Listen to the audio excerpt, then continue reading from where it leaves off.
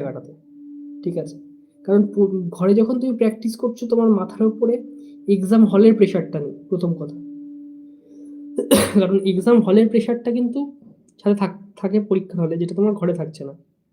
তাহলে তুমি সেই জায়গাটায় নিজেকে আরো প্রেশার দাও। তার মানে তুমি যদি ঘরে কোনো জিনিস 2.5 মিনিটে ফুলফিল করতে পারো, মানে করতে পারো, সলভ করতে পারো, তাহলে সেটা কিন্তু পরীক্ষার হলে অটোমেটিক 3 মিনিট হয়ে যাবে।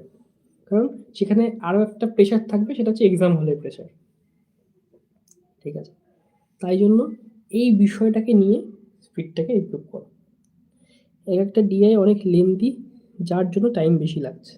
দেখো, যে ডিআইগুলো লেন্দি হবে সেগুলো তো টাইম লাগবে, সেটা তোমারও লাগবে, সাথে যারা 5 জন পরীক্ষা দিচ্ছে বা 10 জন পরীক্ষা দিচ্ছে বা 1000 জন পরীক্ষা দিচ্ছে বা 1,00,000 জন পরীক্ষা দিচ্ছে, তাদের প্রত্যেকেই লাগবে। সেটা বিষয় নয়, বিষয়টা হচ্ছে তোমার যে ডিআইটা 2.5-3 মিনিটে করা সম্ভব, সেটা কি তুমি করতে পারছো, সেটা তুমি দেখো।